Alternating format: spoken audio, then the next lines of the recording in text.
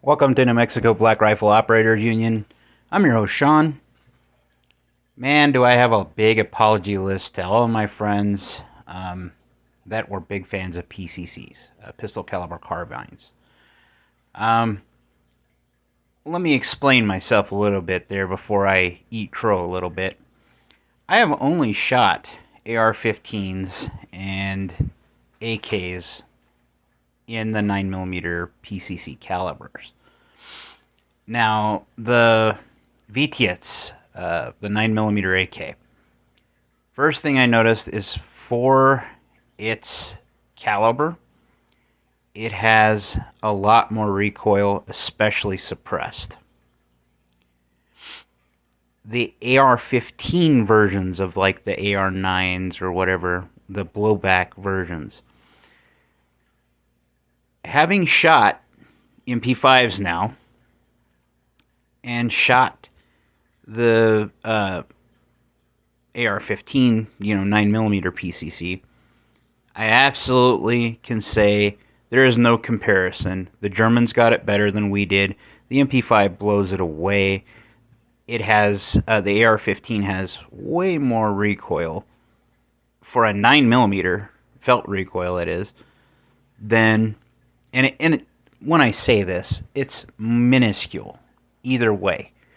The AR-15 has minuscule recoil. The 9mm has even lighter recoil, but it's jumpy. Okay, and that's the part that bothers me, is the jumpy part. So, fast forward to yesterday. I took my AP5 out, and mine is a braced pistol, but it lends every bit of credence to what they were saying. With that pistol, from just like offhand, I was able to hit targets at 100 meters and probably about 120 yards, 130 yards maybe, with a 9mm and with minimal effort with open sights. Now I have a high point 9mm, I think it's the 995. I bought it when when you couldn't find 22 anywhere. Okay, so I wanted to be able to take my youngest son, specifically because he's very recoil sensitive, out and still shoot, but not something that, broke the bank. Well, at the beginning of all this crap, pre-COVID, I would say, and even partially through COVID, you could find 9mm pretty inexpensively. So I bought one of those high points, thinking it'd be cool, and it was, except for it always pulls my damn goatee, no matter what I do. And I've played with it, and I've got 20-round boomerang magazines for it too, just to see. And to be honest, the gun is pretty reliable and pretty accurate. Apart from that minor annoyance where it pulls my beard, and it wasn't really bought for me. It was bought for my kids so they could play with it, and it was dirt cheap, But I have always, as I've said, wanted an MP5, and I got my MP5 in the AP5. What could I tell you the difference between the HKs, having handled both, having shot both now? No. When I say that, I mean literally no. Every control, every bit of smoothness the AK has, or the HK has, and the MKE that I have, the Century AP5, that's who's making them, by the way. It can't tell any difference at all. Aesthetically, I think it's more pleasing because it's not black, or not that phosphated Parkerizing, which is classic, and I love it, and that's why I have it on my PTRs. But the black on the AP5 is smooth. The only thing that sucks is I cheaped myself out, and I probably should have splurged and just got it with the extra 3 mags and the little kit, because I know I'm not going to be able to suppress it for a while. That's eventually where it's going to go. It'll also be Form 1'd. So this is all temporary config, because the ultimate goal is I want what we would see in like an 80s SWAT movie. That's how I've always liked it. Now I understand the SBD, I think it is the MP5 SBD. It's the integrally suppressed one. Those are cool, and I shot one of those in Vegas. Um, and the stocks are kind of cool. I don't mind the collapsing stock, and that's kind of why I like the braces. It gave me the look of that without being one yet. And it still gives me the practicality if stuff hits the fan, I can shoulder it. That's not how it's supposed to be used. I tried that at the range, and I actually like the actual way it was meant to be used. I actually did it, and it does improve accuracy a lot. What I really thought was funny is using that brace and then using like you would a defensive handgun hold works really well, even with that diopter sight. But then I just played with it and kind of cheeked it. I wanted to see if I could cheek it like Ian was doing with Forgotten Weapons before he got his brace, and then now his is Form 1 and all pretty and everything. But what I noticed was zero recoil, zero jump at all. It is about like shooting a 22. That roller delayed system makes that gun that much better. But it also pissed me off because out of the box, I'm hitting Mountain Dew has a new energy drink. And it tastes like a dumb, if you don't know what that is, a sucker that tastes just like my favorite one, which is the cream soda one. So it kind of tastes like cream soda, but it's sweeter. In fact, after you have half of one, you're going to be sickeningly tired of it. Anyway, I managed to slam one, and I was going to use it as my target. I put it out there at 25 yards, or 25 meters, 27 yards. And I was sitting there hitting it out of the box. Didn't adjust the sight, didn't do anything.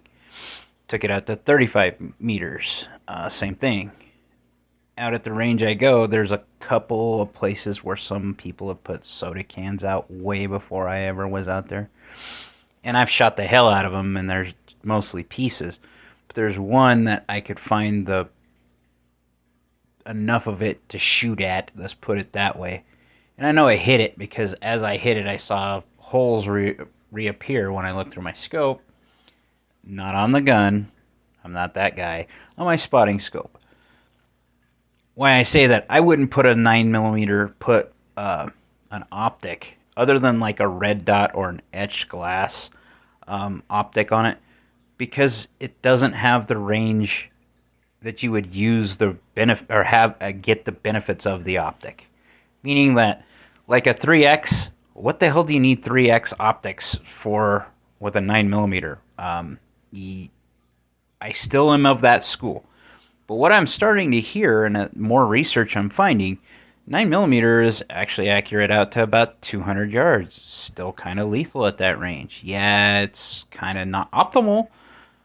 But if you were in a small town, like I am, and you needed to evac, let's put it that way, or get home, this would make a great gun for that type of scenario. You're carrying twice as much ammo in the same footprint as you would with the AR, and I say that magazine wise. So in your pouches you can put 2 mags for every one AR-15 mag you would carry. Okay, so if you had 6 AR-15 magazines, you could probably carry 12 of 30 round, if you could afford them, that is, MP5 magazines. But you could probably do it with a Glock or an AR-15 with the Glock pistol mags. And that's what one of my friends has done. So this makes a lot more sense when you think about that, especially if you're pairing it with like a Glock pistol and a Glock magazine. Because now, if either gun goes down, you're just swapping magazines. So that's kind of cool. Mine has to do, my AP5 was a purchase that was a bucket list item, so this was going to be a plinker. It is now one of those guns that I could see using in a defensive situation at home. I like it. It's accurate. and it added way more credence to the idea of the pistol caliber carbine to me. I'm still kind of dubious of the 5.7 only because of its cost for the cartridge. I love the idea of having 20 rounds in a pistol. I still am looking at the PSA Rock if I buy one. But where I start getting the funny feeling are those sub-type guns. I don't understand it. At that type of thing, if 22 Magnum, because that's about what the velocity you're getting out of it. Yeah, I know you bought the 5.7 because you think you're going to be able to defeat body armor. Unless you can find the projectiles, unless you can find the actual ammunition or manufacture it yourself, that's not going to happen. And the other thing is, how many times do you think you're going to run into people with body armor? Yes, in a home invasion, they're starting to become more of a thing. Would you have training ammo for that 5.7 like you would a 9mm? Almost, the weight, grain, everything could be paired so that, like I do for my pistol right now, that this gun gives you the same training experience with your rifle or your pistol or your intermediate, let's put it that way, your braced pistol. I think this makes a lot of sense in a big city or in a city because you're carrying less weight. And ounces equals pounds equals pain is what I've always been told, and that is the truth. So there's a lot more credence to this idea, to me. I just wish that the MP5 wasn't so cool to me personally, that I had to get that type of gun because the magazines are really pricey. Somewhere on the orders of $70 for not a stainless, but a steel magazine versus a polymer magazine, which I have one on order to test. And if that works, then I'll continue probably down that path because they're only $20 a mag and I can afford that. Other than that, I will have to save up to buy one mag a time until I can have enough that I'll consider it cool. But it makes me wonder about like the AK pistol, just the pistol, not a 9mm. I understand that one too, and you can get those with Glock mag interfaces now from Romania, so they're basically made by Wasser. And there's another company that's coming out of Romania now. Robsky was talking about that. But it's a neat idea.